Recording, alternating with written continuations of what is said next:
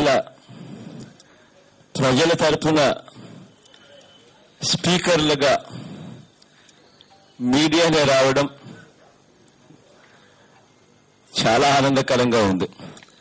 కనీసం సభలో ప్రజలకు న్యాయం జరగకపోయినా కనీసం మీడియా ద్వారా మీడియానే స్పీకర్లు అయినప్పుడు ప్రజలకు మేలు జరుగుతుంది అన్నదానికి కనీసం మీ ద్వారా అన్న ప్రజలకు మంచి జరిగించే కార్యక్రమం జరుగుతూ ఉంది. ఇంకా ఎక్కువ సమయం తీసుకోకుండా సబ్జెక్ట్లోకి డైరెక్ట్గా వెళ్తే, నిన్న మనం ఎక్కడైతే వదిలేశాము అన్నది కొద్దిగా ఒక 2 నిమిషాల పాటు కొద్దిగా రీక్యాప్ చేస్తే, నిన్న మాట్లాడిన 50 నిమిషాల పాటు ఇంతకు ముందే చూపించా, దాదాపుగా 6 సార్లు 7 సార్లు ఇంటరప్షన్స్, 10 నిమిషాలు కూడా దాటిన వెంటనే ఖచ్చితంగా ప్రతిసారి ఇంటరప్షన్స్ వచ్చిన పరిస్థితులు నిన్న చూస్తూనే ఉన్నాం. ఆ ఇంటరప్షన్స్ కు జరిగిన ఆ స్పీచ్ లో క్లుప్తంగా నిన్న చెప్పిన దాంట్లో ముఖ్యమైన అంశాలు ఏమిటంటే, మొట్టమొదటిగా స్టార్ట్ చేసింది ఏ రకంగా బడ్జెట్లలో పెరుగుదల కనిపించకపోవడం, ఏ రకంగా నాన్ ప్లాన్ ఎక్స్పెండిచర్ అంటే మన జీతాలు, మన వడ్డీలు, మన ఉద్యోగస్తుల పెన్షన్లు, మన ఉద్యోగస్తుల జీతాలు, మన ఉద్యోగస్తుల మెయింటెనెన్స్, మనం ఖచ్చితంగా కేటాయించవలసిన గ్రాంట్లు, ఇటువంటి ఐటమ్స్ కు సంబంధించిన ఎక్స్పెండిచర్, ఇటువంటి ఐటమ్స్ కు సంబంధించిన ఖర్చులను నాన్ ప్లాన్ ఎక్స్పెండిచర్ అంటారు. ఏ రకంగా నాన్ ప్లాన్ ఎక్స్పెండిచర్ అన్నది వీళ్ళు ఇష్టం వచ్చినట్టుగా ఎగ్జాజరేట్ చేసి బూస్టప్ చేసి ఏ రకంగా ఇది చూపించారు. మళ్ళీ అదే నాన్ ప్లాన్ ఎక్స్పెండిచర్ మళ్ళీ ఈ 2015-16 సంవత్సరానికి వచ్చేసరికి ఏకంగా 11,000 కోట్ల రూపాయలు ఆశ్చర్యకరంగా ఎలా తగ్గించారు.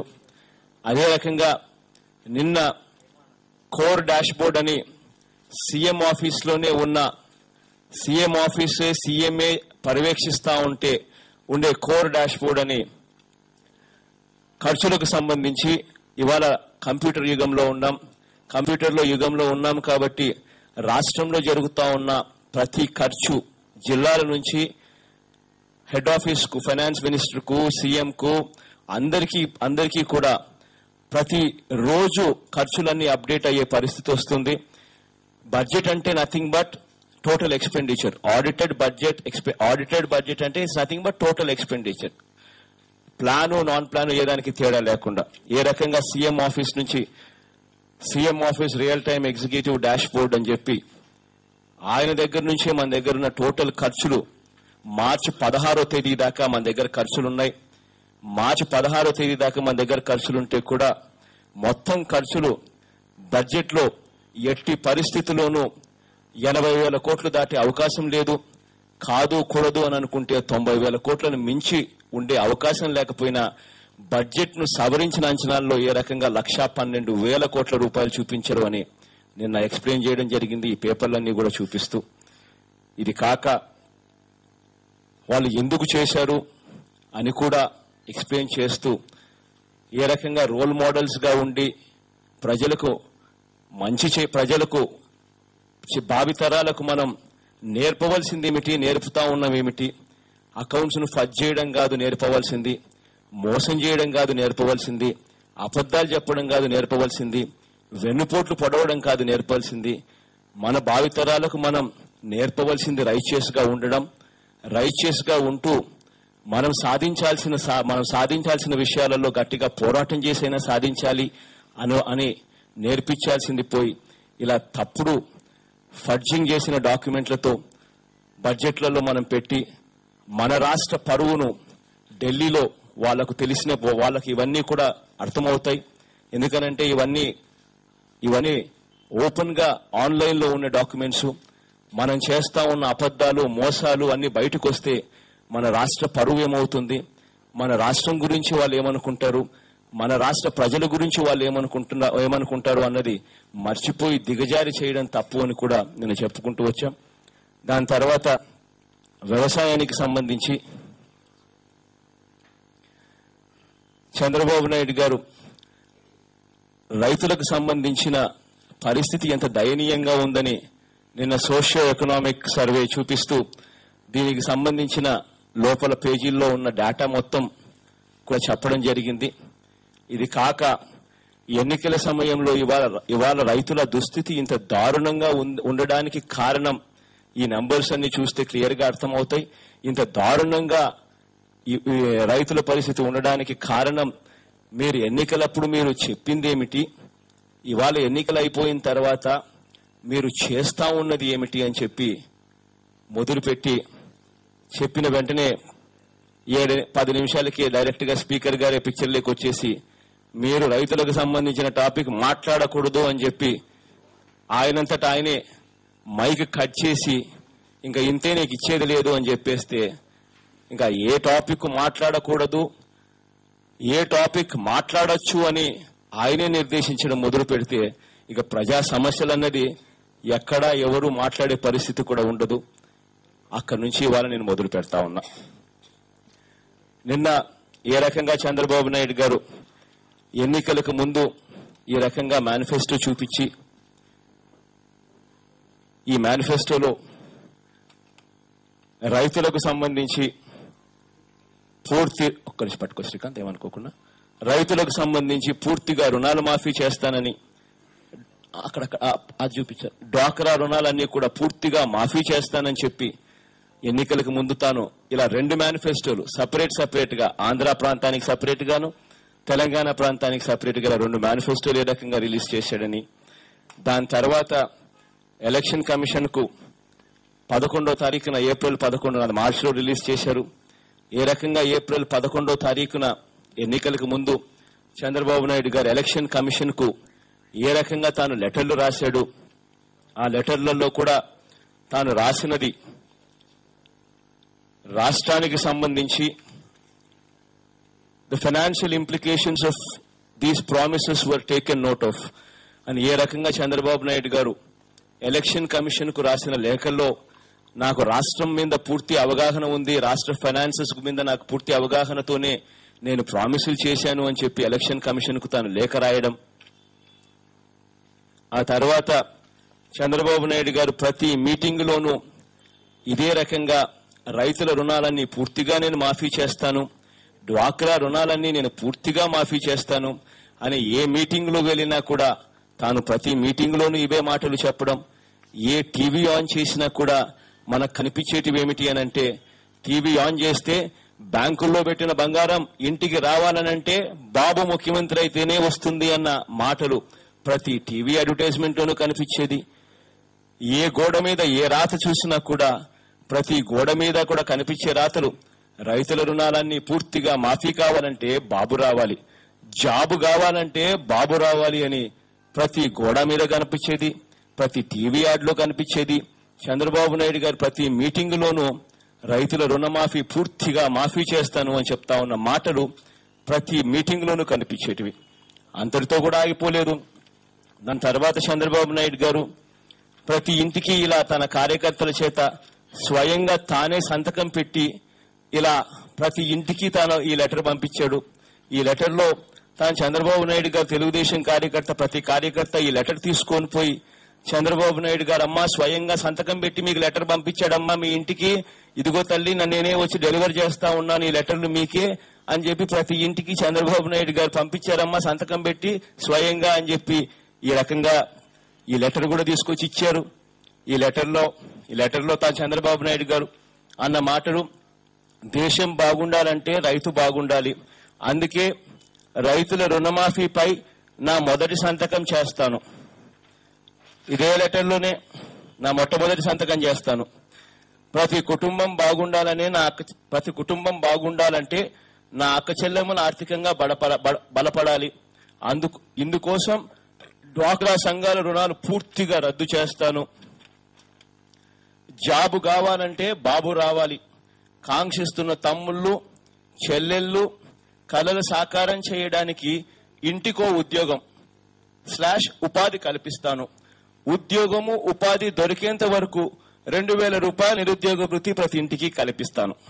చంద్రబాబు నాయుడు స్వయంగా లేఖలు రాసి సంతకం పెట్టి ఇలా ప్రతి ఇంటికి పంపించాడమ్మా, స్వయంగా మేమే వచ్చి మీకు డెలివరీ చేస్తా ఉన్నామమ్మా, సాక్షాత్తు సంతకం పెట్టి ఇచ్చాడమ్మా అని చెప్పి ప్రతి ఇంటికి ఇదే రకంగా వచ్చి లెటర్లు ఇచ్చారు. దాని తర్వాత ప్రజలు చంద్రబాబు నాయుడు గారి మోసానికి పాపం నమ్మారు. నమ్మి చంద్రబాబు నాయుడు గారిని ముఖ్యమంత్రి చేశారు. ముఖ్యమంత్రి చేసిన తర్వాత చంద్రబాబు నాయుడు గారు అధికారంలోకి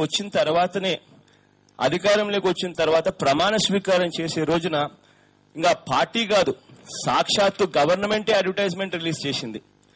ఈ అడ్వర్టైజ్మెంట్ కూడా గవర్నమెంట్ రిలీజ్ చేసిన కాపీ ఈనాడు దినపత్రిక, అంటే చంద్రబాబు నాయుడు గారు అఫీషియల్ గజెట్, దాంట్లో ఈనాడు దినపత్రికలో సాక్షాత్ ఈ అడ్వర్టైజ్మెంట్ గవర్నమెంటే రిలీజ్ చేసింది. ఈ గవర్నమెంట్ రిలీజ్ చేసిన అడ్వర్టైజ్మెంట్ లో పాయింట్స్: వ్యవసాయ రుణాలు రద్దు మొట్టమొదటి పాయింట్, డ్వాక్రా రుణాలు రద్దు రెండో పాయింట్, తర్వాత ఇంటికో ఉద్యోగం అది కూడా ఉంది. ఇలా అడ్వర్టైజ్మెంట్ సాక్షాత్తు గవర్నమెంటే ఇచ్చారు. దాని తర్వాత ప్రమాణ స్వీకారం కూడా చేశాడు. ప్రమాణ స్వీకారం చేసిన తర్వాత ముఖ్యమంత్రి అయ్యాడు. ముఖ్యమంత్రి అయిన తర్వాత మొట్టమొదటి ఎస్ఎల్బిసి మీటింగ్, ఆయన ముఖ్యమంత్రి అయిన తర్వాత మామూలుగా ఈ ఎస్ఎల్బిసి మీటింగ్ అన్నది state level bankers committee meeting అంటారు. అంటే రాష్ట్రంలోని బ్యాంకర్లందరూ కలిసి మీటింగ్ జరుపుతారు. ఆ మీటింగ్ కు మామూలుగా ముఖ్యమంత్రి గారు అధ్యక్షత వహిస్తారు. ఇవాళ చంద్రబాబు నాయుడు గారు అధ్యక్షతన జరుగుతూ ఉన్నాయి. గతంలో గత ముఖ్యమంత్రులు అధ్యక్షత వహిస్తూ ఉండేవాళ్ళు. ప్రతి 3 నెలలకు 4 నెలలకు ఒకసారి ఈ మీటింగులు జరుగుతాయి. మీటింగ్ అయిపోయిన తర్వాత నెట్ లో కూడా ఈ డేటా అంతా పెడతారు, డౌన్లోడ్ కూడా చేసుకునేదానికి ప్రతిసారి కూడా అవకాశం వస్తూ ఉంది. ఇదే రకంగా చంద్రబాబు నాయుడు గారు అధ్యక్షతన మొట్టమొదట ఎస్ఎల్బిసి మీటింగ్ 184వ ఎస్ఎల్బిసి మీటింగ్, 184వ స్టేట్ రాష్ట్రానికి సంబంధించిన బ్యాంకర్ల మీటింగ్ చంద్రబాబు నాయుడు గారి అధ్యక్షతన జరిగింది. ఇది 30 జూన్ 2014, అంటే ఆయన ముఖ్యమంత్రి అయిన వెంటనే జరిగిన మీటింగ్ ఇది. ఈ మీటింగ్ లో చంద్రబాబు నాయుడు గారికి వాళ్ళు బ్యాంకులు ఎక్స్ప్లెయిన్ చేస్తూ చంద్రబాబు నాయుడు గారికి ఇలా పేపర్లు చూపించారు. రాష్ట్రంలో మొత్తం అగ్రికల్చరల్ అడ్వాన్సెస్, మొత్తం వ్యవసాయ అడ్వాన్సెస్ 87,612 కోట్ల రూపాయలని ఇలా చంద్రబాబు నాయుడు గారికి, అంటే నేను ఇలా చూపించినట్టు కాకుండా బహుశా వాళ్ళు వేరే రకంగా చూపించుండొచ్చు. ఇలా 87,612 కోట్ల రూపాయలు వ్యవసాయ టోటల్ అగ్రికల్చరల్ అడ్వాన్సెస్ అని ఇట్లా చూపించారు, 87,612 కోట్లని. తర్వాత కిందనే సెల్ఫ్ హెల్ప్ గ్రూప్స్ అంటే డ్వాక్రాకు 14,204 కోట్లు ఇవాళటి వరకు అవుట్ స్టాండింగ్ లోన్స్ అని చెప్పి ఇలా చూపించారు. ఇది డేటు 31/3/2014, అంటే 31/3/2014కు సంబంధించి, అంటే చంద్రబాబు నాయుడు గారు ప్రమాణ స్వీకారం చేసేదానికన్నా చంద్రబాబు నాయుడు జూన్లో ప్రమాణ స్వీకారం చేశాడు. ఇది 31 మార్చి 2014కు సంబంధించిన డేటాని ఇలా చూపించారు. దీని తర్వాత ఇదే చంద్రబాబు నాయుడు గారికి ఎక్స్ప్లెయిన్ చేస్తూ రాష్ట్రంలో ఏ రకంగా టోటల్ అగ్రికల్చర్ అడ్వాన్సెస్ ప్రతి సంవత్సరం ఎలా ఉన్నాయి అని చెప్పారు. 31/3/2011లో 48,445 కోట్లు వ్యవసాయ రుణాలు ఉండేటివి. 31/3/2012లో 65,217 కోట్లు ఉండేటివి. 31/3/2013లో 78,916 కోట్లు ఉండేటివి. తర్వాత 31/3/2014లో అంటే చంద్రబాబు నాయుడు గారికి చూపిస్తూ 87,612 కోట్ల రూపాయలు చంద్రబాబు గారు అని చెప్పారు. అదే మీటింగ్ లో వాళ్ళు చంద్రబాబు నాయుడు గారు ముఖ్యమంత్రి అయిన తర్వాత జరిగిన ఈ మీటింగ్ లోనే అదే మీటింగ్ లో వాళ్ళు ఏం చెప్పారు అని అంటే, రైతులు farmers are reluctant to renew the crop loans, అంటే రైతులు రుణాలు కట్టడానికి సుముఖంగా లేరు అని కూడా అదే మీటింగ్ లో చెప్పారు. ఎందుకు అనంటే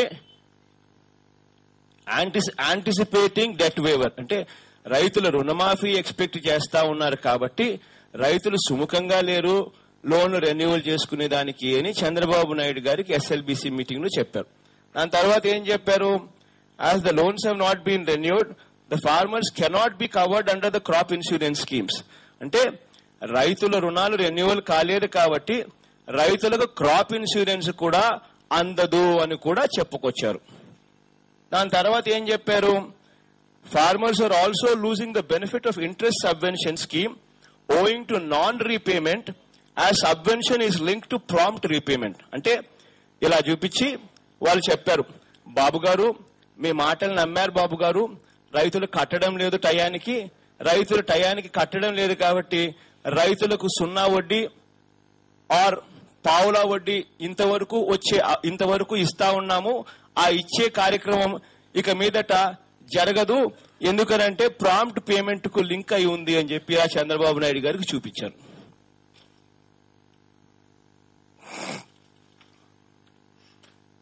దాని తర్వాత ఇవాళకి దాని తర్వాత కరెక్ట్ గా ఆ రోజు నుంచి 6 నెలల తర్వాత 184వ ఎస్ఎల్బీసీ మీటింగ్, మొట్టమొదటి ఎస్ఎల్బీసీ మీటింగ్ జూన్ లో జరిగింది. ఇది 188వ ఎస్ఎల్బీసీ మీటింగ్. అంటే మధ్యలో 185 జరిగింది, మధ్యలో 186 జరిగింది, మధ్యలో 187 కూడా జరిగింది. ఇది 188వ ఎస్ఎల్బీసీ మీటింగ్. కరెక్ట్ గా 6 నెలల తర్వాత చంద్రబాబు నాయుడు గారి అధ్యక్షతన జరిగిన మరో మీటింగ్. ఈ మీటింగ్ కరెక్ట్ గా ఈ 184 నుంచి కరెక్ట్ గా 6 నెలల తర్వాత ఈ 188వ ఎస్ఎల్బీసీ మీటింగ్ లో ఇదే బ్యాంకులు చంద్రబాబు నాయుడు గారికి ఏం చెప్పారు అని అంటే,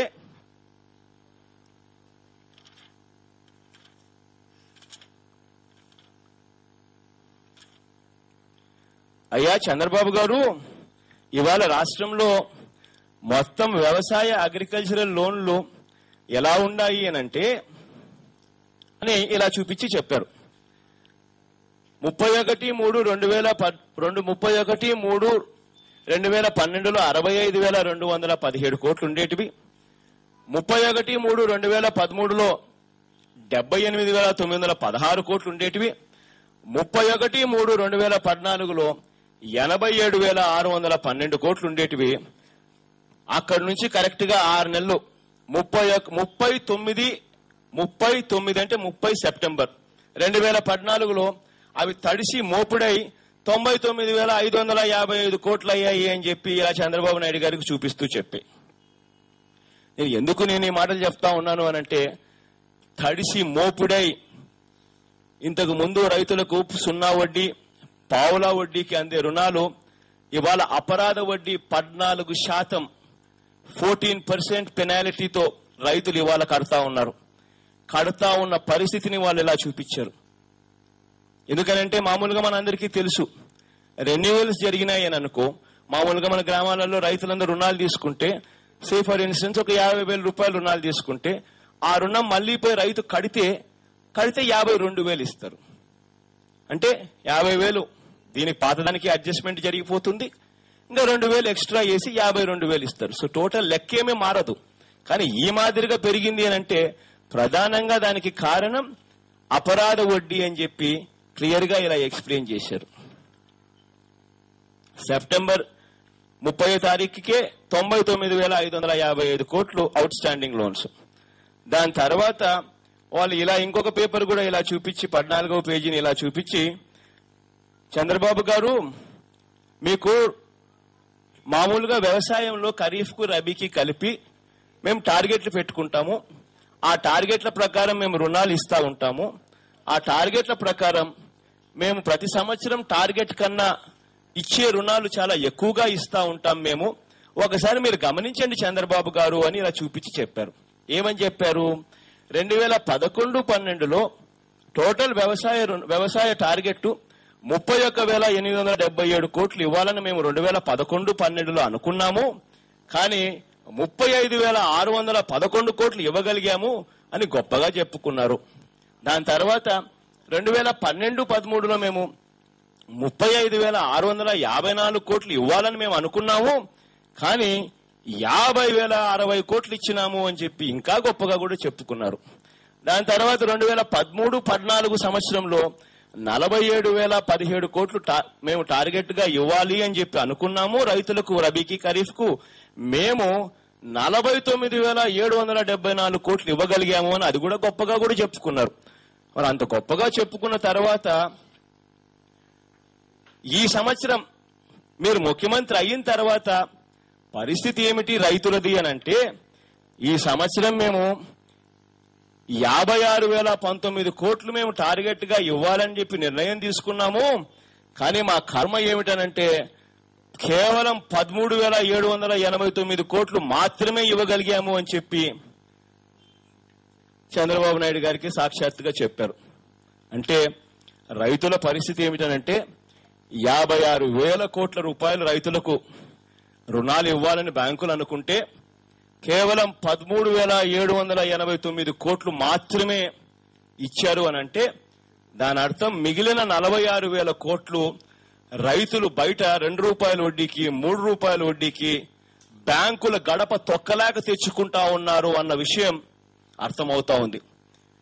కానీ ఇక్కడ కూడా ఇది సెప్టెంబర్ 30, 2014 దాకానే నా దగ్గర ఉన్న ఇన్ఫర్మేషన్ ఉంది. కారణం ఏంటంటే ఆ తర్వాత చంద్రబాబు నాయుడు గారు మళ్ళీ ఎస్ఎల్బీసీ మీటింగ్ పెడితే జగన్ తిడతాడేమో అని చెప్పి ఎస్ఎల్బీసీ మీటింగ్ పెట్టడానికి కూడా భయపడతా ఉన్నట్టున్నాడేమో నాకు తెలియదు. కానీ బహుశా మహా పెరుగుంటే ఈ 13 కాస్త 20,000 కోట్లకు ఏమైనా పెరిగి ఉండొచ్చేమో. కానీ ఎక్కడ 56,000 కోట్లు రైతులకు ఇవ్వాల్సిన రుణాలు, ఎక్కడ మహా అయితే 13,000, 20,000 అని అంటే రైతుల దుస్థితి ఏమిటి అని చెప్పడానికి ఎగ్జాంపుల్ ఇది. దాని తర్వాత ఇదే చంద్రబాబు నాయుడు గారికి, అయ్యా చంద్రబాబు గారు వడ్డీ లేని రుణాలు, ఇంట్రెస్ట్లు తక్కువగా ఇచ్చే కార్యక్రమాలు, పావులా వడ్డీ, ఇక్కడ వడ్డీ లేని రుణాలు పావులా వడ్డీ స్కీమ్ నుంచి మీ అభిప్రాయాలు ఏమిటి చంద్రబాబు గారు, అది ఉందా లేదా అని అడుగుతా లెటర్ రాశారు. అసలు రైతులకున్న ఇవాళ పరిస్థితిలో రైతులకు మొన్నటిదాకా పావులా వడ్డీ లేని రుణాలు వస్తా ఉన్నాయి. అంటే 1,00,000 రుణం వరకు రైతులకు వడ్డీ లేని రుణాలు, 1,00,000 నుంచి 3 లక్షల దాకా అయితే రైతులకు పావులా వడ్డీకి రుణాలు ఇంతకు ముందు వచ్చేటివి. ఈ వడ్డీ లేని రుణాలు అనేది ఇవ్వాలి అని అంటే ప్రభుత్వం ఇంతకుముందు చూపించిన లెక్కల ప్రకారం 99,555 కోట్లు మనం రైతులకు అవుట్ స్టాండింగ్ లోన్స్ అనుకున్నాం. దాంట్లో కేవలం 13,789 కోట్లు మాత్రమే రెన్యూవల్ అయిన పరిస్థితి కనిపిస్తా ఉందని చెప్పి కూడా లెక్కలు చూసాం. సరే 13,000 కాదనుకుందాం, 20,000 అనుకుందాం. అంటే ఈ వడ్డీ లేని రుణాలు రైతులకు ఇవ్వాలి అని అంటే గవర్నమెంట్ సైడ్ నుంచి ఎంత కేటాయింపులు గవర్నమెంట్ సైడ్ నుంచి బ్యాంకులకు ఇస్తే రైతులకు ఇదే రకంగా వడ్డీ లేని రుణాలు, ఇదే రకంగా పావులా వడ్డీ స్కీము వర్తింప చేయాలి అని అంటే ఏం చేయాలి అంటే గవర్నమెంట్ ఎంత ఇవ్వాలి అని అంటే గవర్నమెంట్ ఈ 20,000 కోట్ల రూపాయలు అనుకుందాం, 13,789 కోట్లను, ఆ 20,000 కోట్ల రూపాయల మీద 4% గవర్నమెంట్, స్టేట్ గవర్నమెంట్ తన సైడ్ నుంచి పెట్టాలి.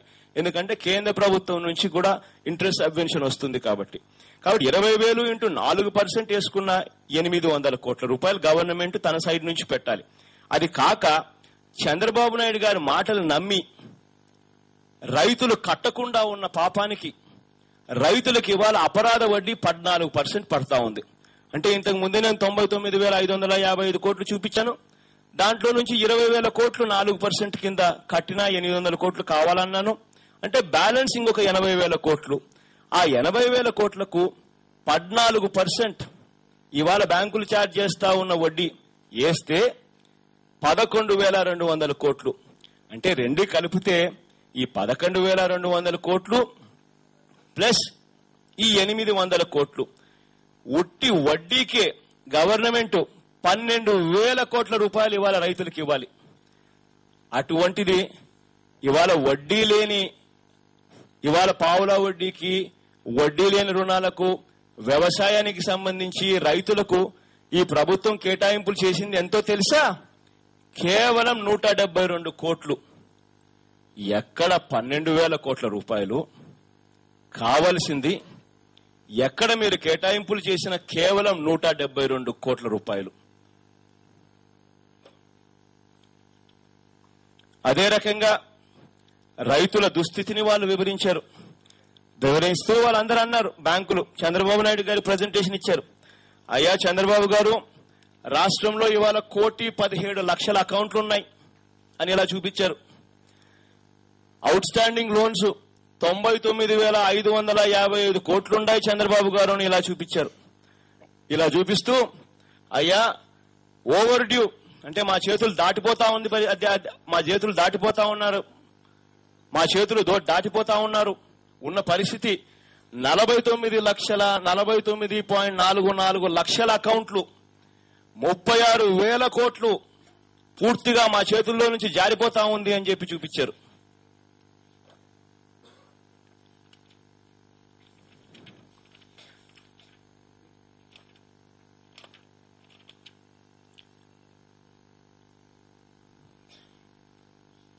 ఇవాళ రైతులు ఇంత దయనీయమైన పరిస్థితిలో ఉన్నారు.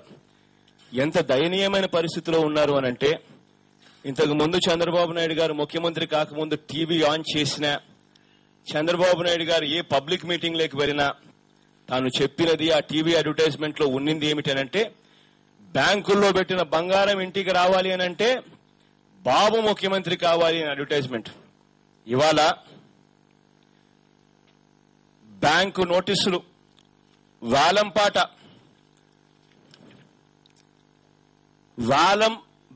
బంగారం వేలం వేస్తా ఉన్నట్టు నోటీసులు.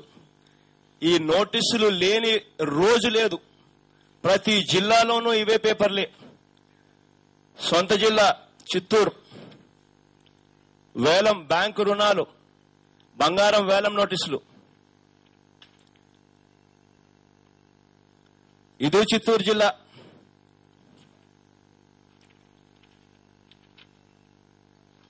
కొంచెం పట్టుకో శ్రీకాంత్, అవతల వైపు పట్టుకో శ్రీకాంత్. కొంచెం 2 పేపర్లు తీసి ఆ పేపర్ కూడా చూపించు, 2 చూపించు. బ్యాంకు వేలం నోటీసులు పేపర్లలో వస్తా ఉన్న అడ్వర్టైజ్మెంట్లు.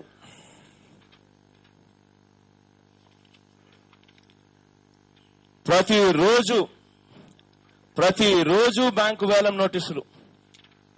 ఆ పేపర్ చింపేసి పెట్టుకో, ఇటు చూపించు. ప్రతిరోజు బంగారం వేలం నోటీసులు. ప్రతిరోజు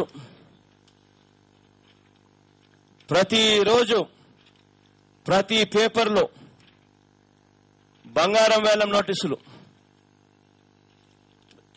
ఇక్కడ కింద ఇటువంటి దారుణమైన పరిస్థితిలో ఇవాళ రైతున్నాడు. ప్రతిరోజు బంగారం వేలం నోటీసులు. అసలు ఎందుకింత దారుణం అంటే, రైతు పరిస్థితి ఏందనంటే, బంగారం ఇవాళ 27,000 తులం. బ్యాంకులేమో ఇచ్చింది రుణాలు తులానికి 10,000, తులానికి 13,000 దాట్ల. తులానికి 10,000